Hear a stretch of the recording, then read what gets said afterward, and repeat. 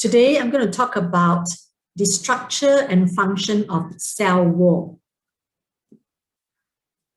Cell wall is defined as non-living, rigid structure formed outside the plant cell surface membrane. Now, when we talk about the plant cell or any cell, the living part of the cell is actually the protoplasm plus the cell surface membrane. These two are considered as the living part of the cell. So protoplasm, you've learned earlier on, is actually made up of nucleus and the cytoplasm of the cell. So these are the living part of the cell. Now, cell wall is found outside the cell surface membrane, so it is non-living, right? Even though the cell is dead, the cell wall will still remain there because they are fibrous. They're like fiber, like our papers, they're fibers, right? They're non-living. Now, rigid means something that you try to bend, but you cannot bend them. So it's called rigid, right? When a person is rigid, means they cannot change their mind, right? They cannot bend one. So when a structure is rigid, means you cannot bend them, right? Found outside the plant cell surface membrane. Cell wall is also found in fungal and bacterial outside the fungal and bacterial cell surface membrane. Now, the cell wall of the fungus is made up of chitin, and the cell wall of bacterium is made up of peptidoglycan. So it's different from the plant cell wall in terms of its composition. So rigid means not easily bent. Now, plant cell wall consists of 3 possible layers and plasmodesmata. So this is a diagram to illustrate the composition of a plant cell wall. First layer is the middle lamella, right? The blue layer. Middle lamella is the layer between 2 neighboring plant cells. Next is the primary wall. Primary wall is the first wall. Primary means first, like you go to primary school, then secondary school.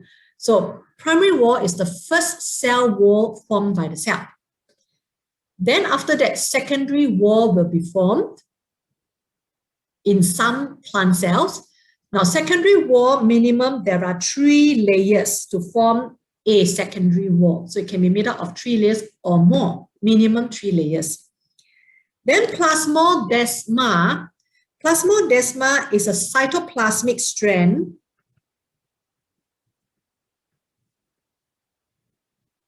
that cut across the cell wall, right? Cytoplasmic strand means, can you see, it's directly connected to the cytoplasm and it is filled by the liquid of the cytoplasm. So it's called cytoplasmic strand. Strand means it's like a string, right? It's like a thread. So because it's so narrow, we can call it like a string or thread. So we call it cytoplasmic strand. So let us study each layer of the cell wall. First layer is the middle lamella, stands for the center plate. Lamella stands for a flat plate, right?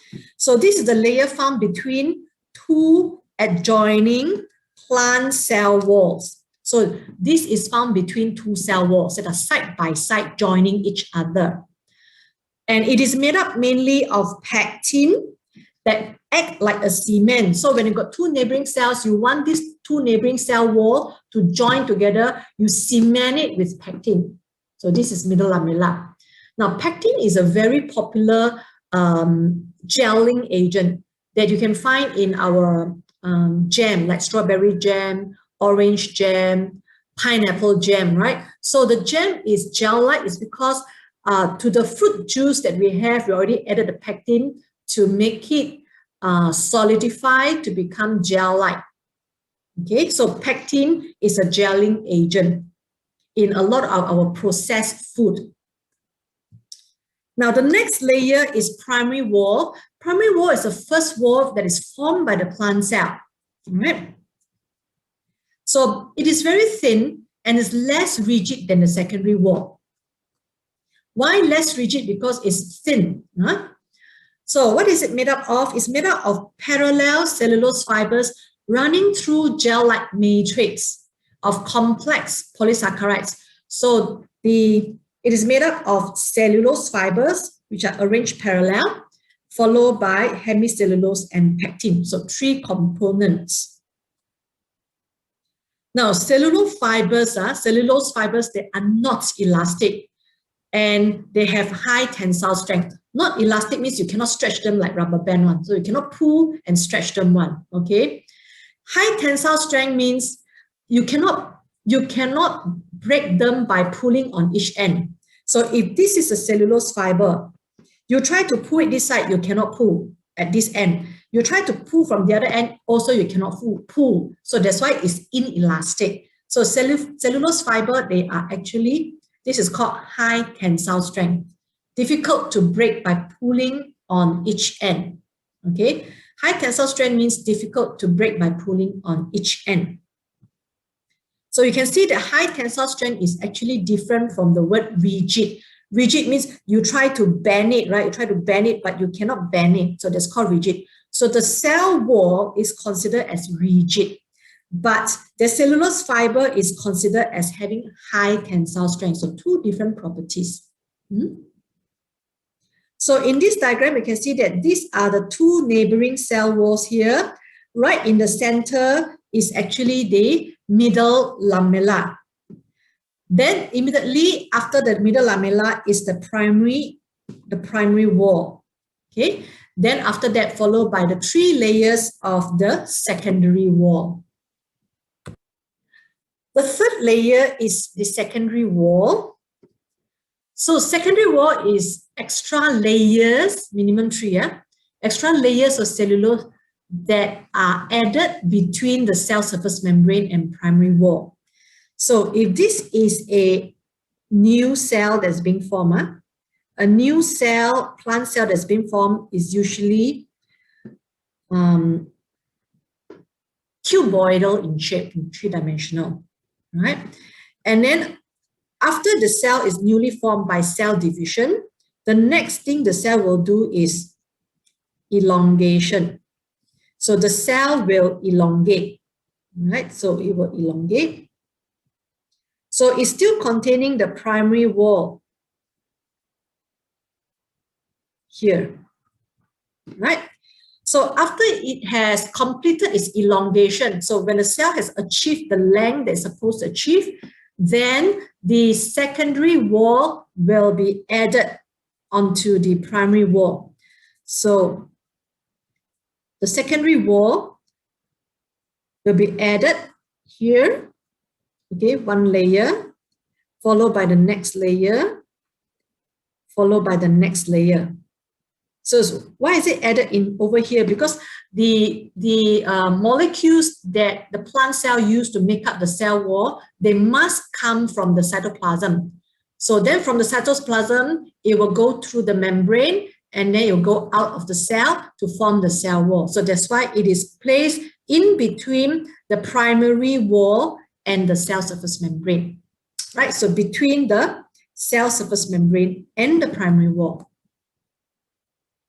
So again, each layer that it is added in is made up of parallel cellulose fibers and hemicellulose.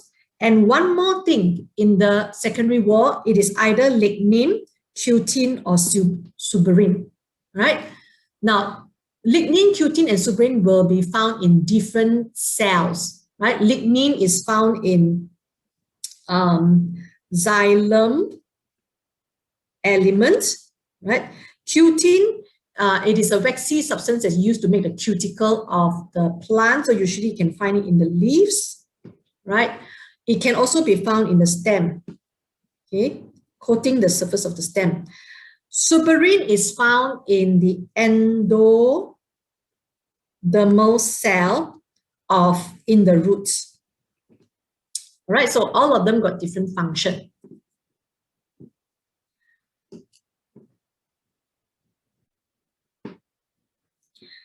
Now, the lignin that you talk about, it makes the plant woody. So it gives the plant the woody property. And it has high compressional strength. That means you try to compress it, push it from both sides. You cannot compress it. So that makes the stem of the woody plant very, very strong. Okay. Now the fibers in different layers in the secondary wall, they run in different directions. Okay. So this cell here is showing you the horizontal red line. So the horizontal red lines are the cellulose fibers that are parallel, that are arranged in the primary wall. Now, for the two cells on the right side, they have already stopped elongating, and then the secondary wall will be formed. So over here is the first layer of secondary wall is formed. So it's shown by the purple color line, which shows you the parallel cellulose. And this one here is got, you can see the blue color vertical line is a second layer of secondary wall. So the cellulose now is also parallel, but it's a vertical orientation. So every new layer added in, the cellulose fibers that are parallel, they run in different direction. So what is so good about them running in different direction is like the plywood, the cross ply structure. Can you see the plywood here? Plywood here is made up of a few layers of the wood. At every layer, the vein of the wood runs in different direction. So it adds the strength to the entire, all the layers, the entire wood. Okay. This is another diagram to look at the different layers that form the cell wall of the plant. So the outermost is the middle lamella that join two neighboring cell wall. Then we have got the primary wall that is quite thin. And then we have got the secondary walls. Each have their own direction of the cellulose fibers that are running parallel. Right? So therefore, secondary wall overall is thicker. So let us look at composition of middle lamella. Middle lamella is made of pectin. Primary wall is made of cellulose, hemicellulose, and pectin. Secondary wall is made of cellulose, hemicellulose, and lignin. This is for xylem element. And it can be some other things for different types of cells. So this is illustrating the cellulose, hemicellulose, and pectin. So you can see the cellulose is the thickest among all, this green color one. Then you've got the hemicellulose, and then you've got the pectin. Right? This is to show you the composition of secondary wall, which contain lignin. So again, we've got the cellulose fibers running parallel. Then we've got hemicellulose in purple color. And in this case, we've got lignin. Now, this is a micrograph for you to identify and differentiate between primary wall and cells with secondary wall. Right? Now, cells with primary wall are cells that you can easily find it in a region of the plant where the cells are highly carrying out cell division. Now, in the plant, right, when a cell grows, first, you imagine a root tip. Remember, you learn about root tip and you can divide the root tip into different zones, right? The first zone, remember, is zone of cell division, followed by cell elongation, followed by cell differentiation. Differentiation also means specialization. All right. So when a cell grows, it will grow in these three steps. First, the cell divide, then the cell elongate, then the cell differentiate, or specialization means they take up specialized structure and function. Okay. So the first cell that is formed will contain primary wall only. So therefore, primary wall can be found here in a cell that divide and cell that elongate. Because primary wall is very thin, it's thinner, so it can still stretch. Right? After the cell divide, it has to stretch to elongate. So only primary wall is able to stretch. So therefore, primary wall can be found in the zone of cell division and cell elongation. All right. So in this micrograph, look for a cell where the cell wall is very, very thin. Right. Now this one here, Now, the cell wall is so thin that it can only use a single line to represent the cell wall. Can you see not? All right, so the cell wall is very thin. So these are all primary walls. They are found in this zone, which is called cambium. Cambium are made of cells that keep on dividing. So therefore, we know that in the cambium region of the plant, you will be able to find cells that are dividing. So the cell wall, they are all primary walls on it. Now, when you come and look at this cell here, can you see the wall is so thick? Right? It looks like there are a few layers of this wall here, right? Because a few layers of the that form the secondary wall. So this cell is actually the xylem element, right? So the wall has thickened because this cell has already elongated and specialized. So it is definitely bigger than this cell here. And then it has thicker cell wall. So this is due to elongation and differentiation. Elongation makes it bigger. Differentiation makes the cell wall thicker. Okay. Now this is also the same thing. Can you see the wall that the cell wall that's stained in pink color is actually thicker than those cells that the walls are not stained, right? It can only draw the wall using one single line. But those with pink color wall, you can actually use two lines to show the thickness of the wall. So this will contain secondary wall. Okay, the green color line is a primary wall only. Okay, the fourth structure in the plant cell is plasmodesma. One plasmodesma, many plasmodesmata, plural. So plasmodesma is a cytoplasmic strand. It runs across the plant cell walls, connecting the cytoplasm of two adjacent cells together. So in this diagram, this is one plant cell wall, this is another plant cell wall. All right, so at the part where they join together, this is the middle lamella.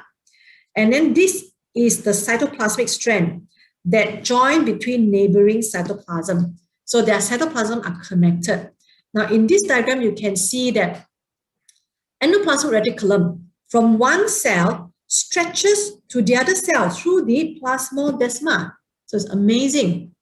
And then don't forget there's a cell surface membrane here, right, enclosing the cell wall.